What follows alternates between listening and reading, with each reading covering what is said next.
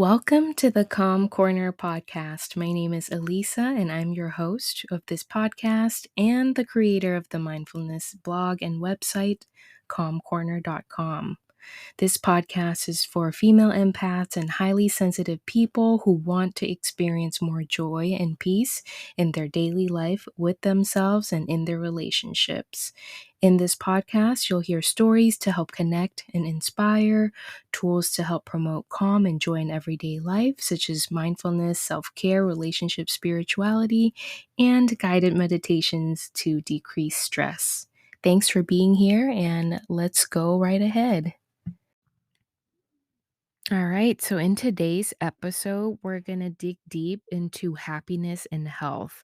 So I recently picked up this book from Arthur C. Brooks, From Strength to Strength: Finding Success, Happiness, and Deep Purpose in the Second Half of Life. All right, well, regardless of which half of life we're at, let's learn a little bit more about the dimensions of happiness and health, and what can we learn from the longest study from Harvard.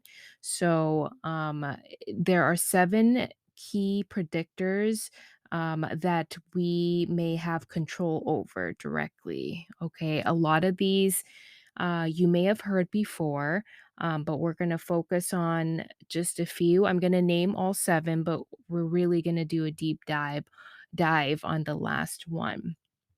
So, smoking, all right, don't smoke or quit early. Number two is drinking. Try to quit drinking right now if you are drinking, or you know you have drinking problems in your family. Number three is healthy body weight. So try to avoid being obese, and try not to go on yo yo dieting or have crazy restrictions that you can't maintain over the long run. Number four is to exercise. And one of the single best, most sustainable physical activity is walking. Whether you're walking your dog or taking a walk in urban or rural neighborhoods, just keep on walking, whether it's in heels or sneakers, right? Or bare feet.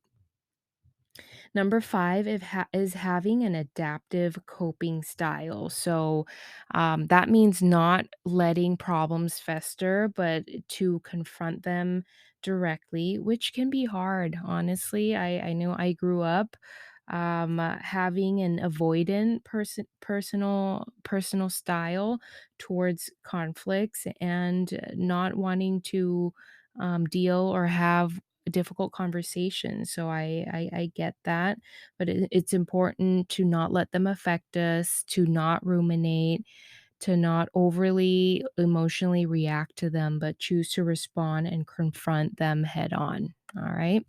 Number six is education. So, trying to keep a growth mindset and be a lifelong learner. So, this doesn't mean that you have to have formal education, but it means that you seek the opportunities to read, listen, right, to podcasts, right? So try to keep an open mind and keep on learning.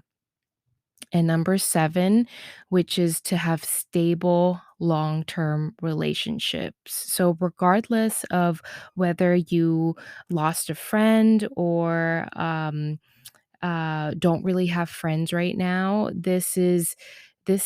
will be an important aspect, and it doesn't have to mean partnership or marriage here in terms of long-term relationships. It could be friends, and friends come in all different shapes and sizes and ages as well, different types of friendships. But this is probably the single most important aspect to happiness, is to have good, healthy relationships. All right. So, the single most important trait of these happy, well elders is healthy relationships. And how do we cultivate that, right? In this day and age where social media is very prominent and that we are constantly glued to our phones and our screens, and it's often the first and last thing we interact with every day.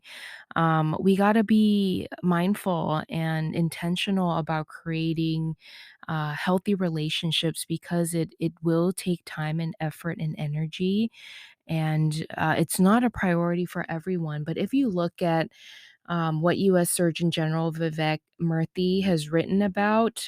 Definitely, we have a loneliness epidemic, and how can we address that, right?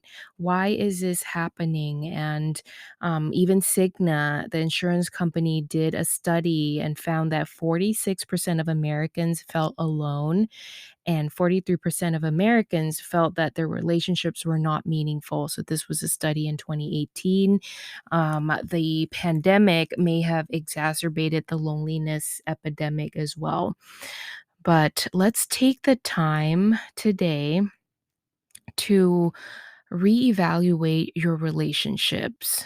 Um, whether it's from a longtime friend or someone who you just met but you felt like you vibed with, right? Maybe it's a community of like-minded individuals, someone maybe who shares a common background or interests. See if you can proactively reach out to them. I know some of you may be introverts like me or deal with social anxiety, so it will take courage and vulnerability, but we have to be proactive about creating healthy relationships. And you may be wondering, well, how do I know if the relationship is healthy? Come back to yourself, tune into your body after each interaction, or during the interaction, right? Check in to see, are you breathing, right? Are you holding your breath? Are you tense anywhere? How do you feel during and after? Do you feel more expanded, right? Do you feel joy? Where do you feel it in your body? Is your heart relaxed or tense afterwards or during? So be mindful, use mindfulness to your advantage because you have access to the breath, the breathing, the mindfulness as you interact with yourself and with others. And maybe it's during your walks in the neighborhood and you start to develop a friendship or a friendliness, right? Friendly interaction with your neighbors. So you may be from a different generation, but keep an open mind, and who knows, maybe you can offer support in ways that you may not know yet, but you need it. So I wanted to encourage you to take the opportunity to reassess your relationships. And you don't have to decide anything just yet, but just take stock of your current relationships. And that being said, certain relationships are a little bit to take a break from. Right? Maybe that person is family, or you need to work with them. Um, Having healthy work relationships is important as well. I read that it's important to have at least one friend at work to really feel socially connected and invested in the work that you do. So, this week's challenge is to reevaluate your current relationships and start to make a plan on how you can reach out a little bit more, right? If you want a friend, be a friend. Know that it takes time, but it will be worth it. All right. I hope you enjoyed this episode and see you in the next one. All right, that's a wrap for today. Thank you so much for tuning in. For more information, please visit calmcorner.com. And to download a freebie as a thank you, please go to calmcorner.com/freebie to download some goodies.